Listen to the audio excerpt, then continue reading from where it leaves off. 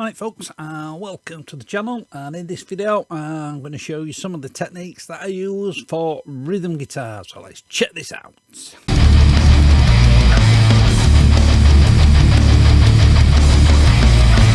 Right, as you can see I've got two rhythm guitar tracks here, panned hard left and hard right. 95% of the time, yeah, I just tend to use two guitar tracks. Sometimes I'll quad track. Sometimes I'll triple track, sort of hard left, hard right, and then one down the centre. But most of the time I just have two tracks, pan hard left and hard right. And in this one, it's just hard left and hard right. The only processing I've got on here, because these are two DI tracks, is the actual amp sims and IRs. So I'll take a listen at the DIs without anything on at all.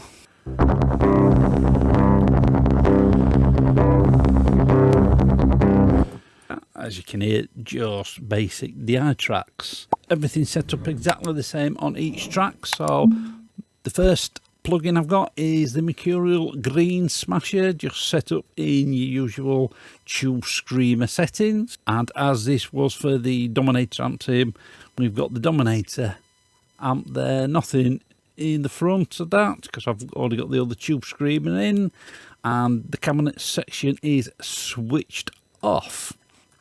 For the cabinets, I'm actually using the Lancaster Audio Pulse IR loader, and I've got an IR here from Bobby Torres at Frightbox Recording. Go check him out. We've got some excellent videos on mixing and all that good stuff. And this is just one of his IRs. This is the SM57-2. Was that on both sides?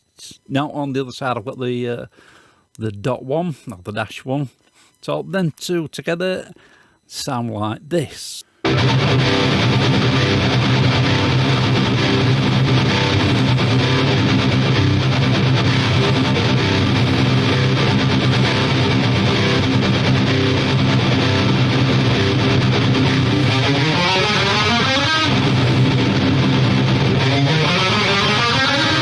So as you can hear, they sound pretty gnarly.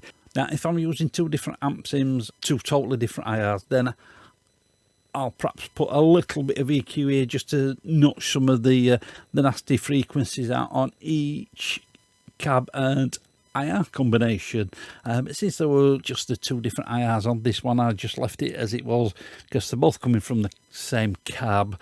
It's a Major cab with V30s. It's just that the mic position is slightly different, and then they're routed out to a guitar submix.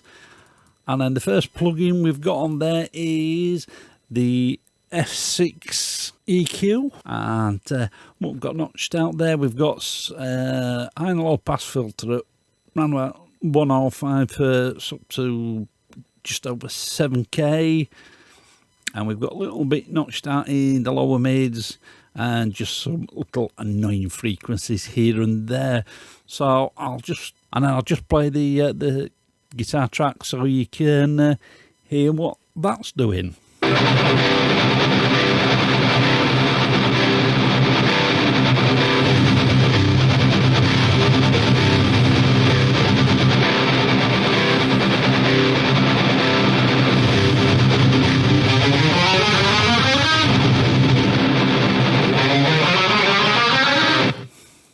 So as you can hear, it's taking all that low end rumble off and taking some of the muddiness out of that mid-range. And then after that we've got the API 560. All I'm doing with this is just notching a little bit more out of that muddy lower mids. And do the same again, just play the tracks through and I'll just take it in and out so you can hear what it's doing.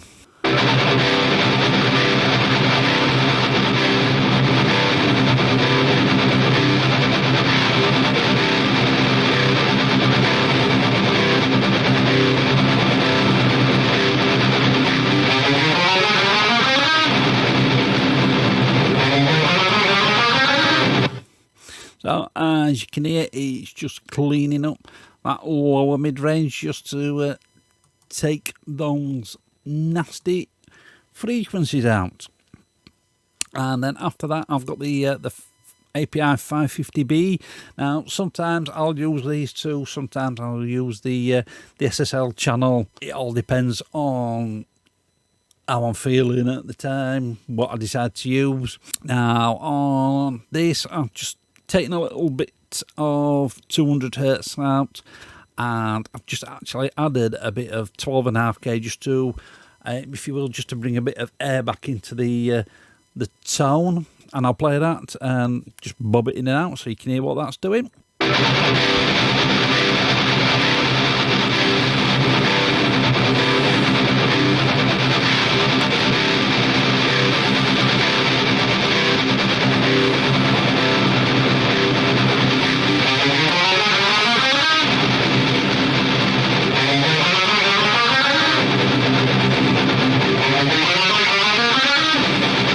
So as you can hear, same again, just cleaning up that muddy mid-range, and it's just adding a bit of top end in there. At the time, I just felt it needed it when I played it along with the bass. It just brightened the guitars up just to make it stand out from the bass, because this was this track's in drop C.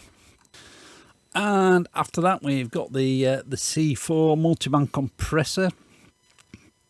And as you can see, bypassed all except this range here. This is 95 hertz up to about 250, and that's just to stamp down on the palm mutes. Sometimes I'll do it with this, sometimes I'll do it with the F6 as it's more of a dynamic EQ. I'll show that in another video. And this is what that's doing, and I'll pop it in and out so you can hear it stamping down.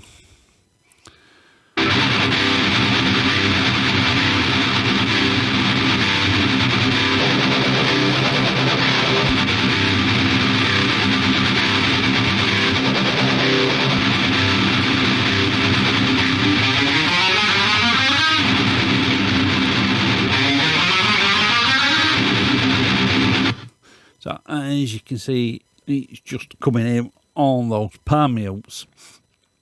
Now, another thing I've been trying recently, let me just take that off there. I've been trying this Pulltech Technique. This is actually an inbuilt one in Studio One. This is on their Fat channel.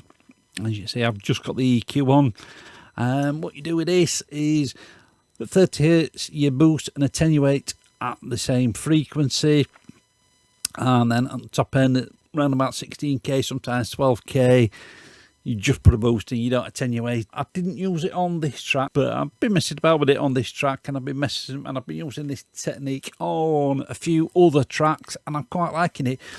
It just sort of adds an extra aggression to the guitars. So I'll play that through with this in, and then actually take it in and out, and you can hear what that sounds like.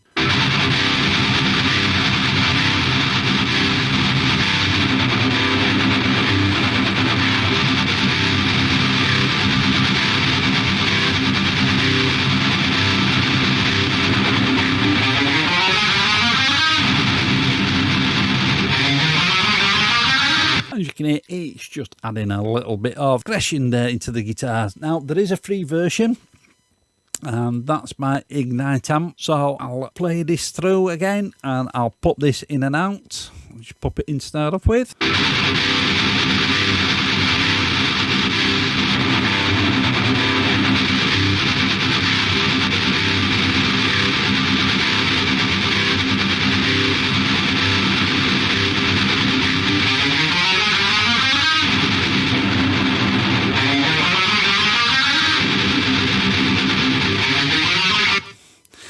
Yeah, that's a free version, so you can go and try this technique out. Like I say, I've been using the stock one in Studio One, and I'm quite liking it. I like this one as well. I just find that you just have to push it a little bit more. There's this free version, Waves do one, Plugin Alliance do one.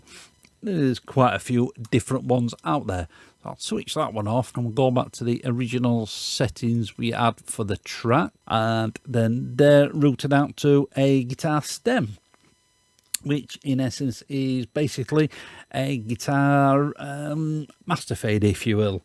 And all I've got on there is I've got some EQ, which actually didn't do anything at all on this one. I'm quite happy with how everything was sounding there. So obviously that's not going to sound any different.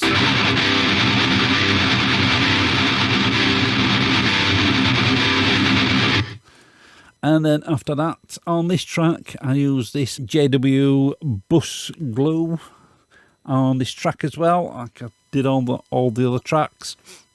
And yeah, this is what that sounds like.